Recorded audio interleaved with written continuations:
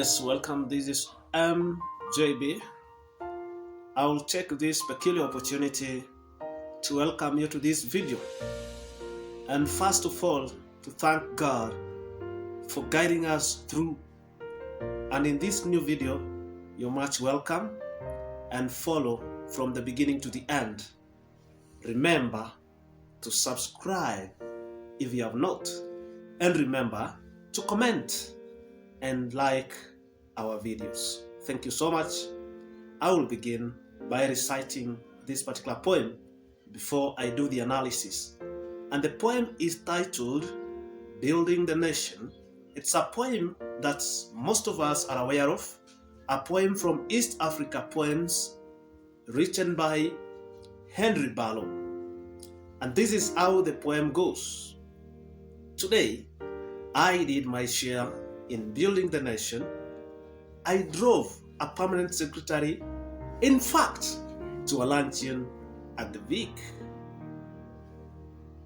The menu reflected its buttons, cold bell beer with small talk, then fried chicken with niceties, wine to fill the hollowness of the louse, ice creams to cover the stereotype jokes, coffee to keep the peers awake on return journey.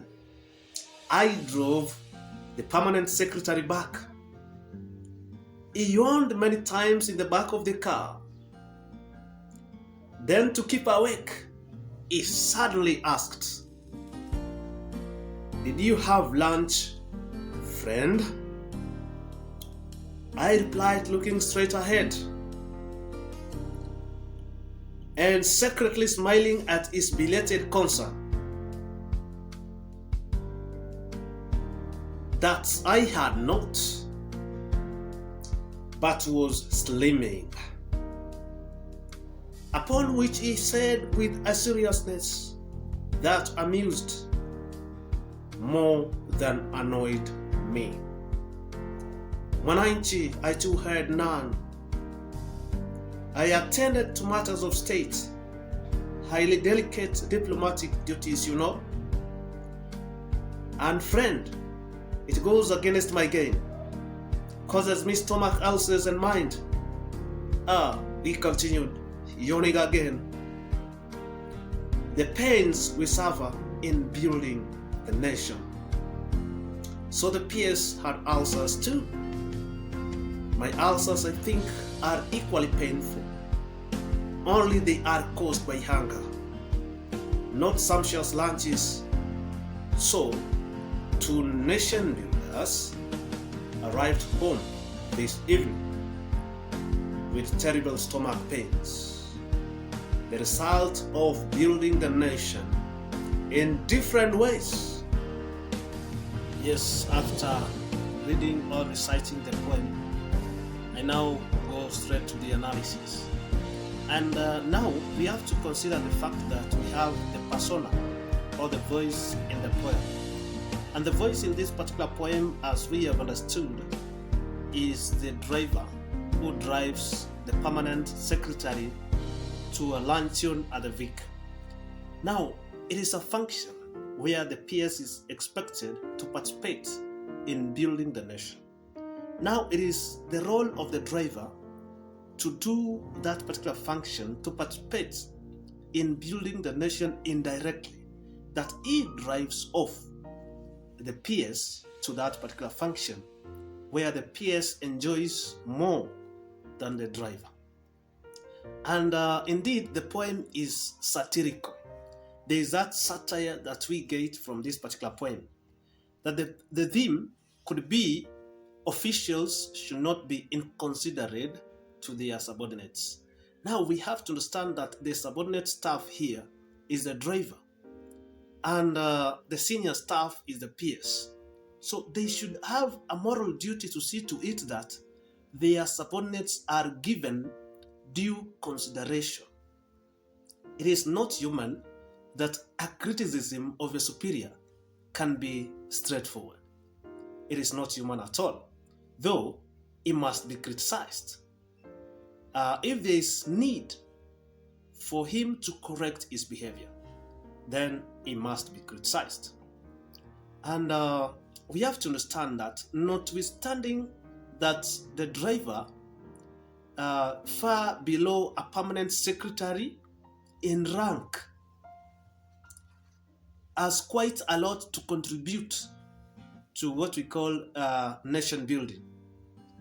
And this one is clear from this particular poem, that as a night soil man does, we must also appreciate that a driver contributes to the success of the meeting to which he drives the official. And this official who is driven is the PS, as we are told. Because the inefficiency of the driver can cause the official to be late or miss the whole meeting altogether. Officials should consider the fact that the juniors or their subordinates should be given their due respect, and they should be considered as playing a crucial role in their success, the success to building the nation, the success to whatever that they participate in. When we look at verse, that is stanza 1, line 5, we have to understand that this line states that, in fact, to a luncheon at the Vic. So we have the word luncheon in this particular line. And luncheon is a dinner which is organized at lunchtime for the officials or members of a club, where as they eat, they treat certain points of interest of their offices or their clubs. So as they eat, they have some discussions on certain points of interest for their offices or their clubs altogether. So at the Vic, we also have another phrase here in this particular line, at the Vic.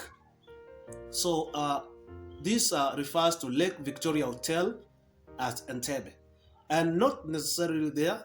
This represents a luxurious hotel, a luxurious hospitality industry where these members are expected to meet. It is meant for the officials where they could have their meeting and also enjoy all together. So a luxurious hotel, as we are told, where the official would have wondered at the splendor and hospitality accorded. There is maximum hospitality and that splendor that is accorded to this particular PS among other officials who participate in this particular meeting. This would have reminded him of the services rendered to him even by the driver. There is another line here, line 15. Did you have any lunch, friend? That question comes from the PS directly, and he is asking the driver. Then when we read the other parts of the poem, the driver says, I replied, looking straight ahead and secretly smiling at his belated concern, that I had not but was slimming. The satire in the poem is quite clear as we have read it. It is quite clear. Next time, I'm sure the official remembered to ask the driver whether he was still slimming. We are taught by this poem to correct this vice of ego. There is ego that is displayed in this particular poem. And this poem is corrective in nature. And it completes the aims of satirical communication, that we have to understand that no matter our rank in an organization, in the government, or in any particular leadership ranks, we must be considerate to our subordinates. We must ensure that we value them as crucial in the organization, and they also deserve their due respect and consideration because they play an important role. So, as we are told, it is the speaker in this particular poem is actually helping us to understand that we have to correct our behavior in society because it is good for us to be considerate. Apart from satisfying ourselves, we have to consider others. Despite them being juniors or subordinates, we must also consider them and also realize that they play a crucial role in all that we engage in. Up to that point, I'm grateful and I appreciate for those who have followed this particular analysis from the beginning to the end. Thank you so much. Remember to subscribe and also follow if you have not done so. And God will bless you. Thank you so much. MJB.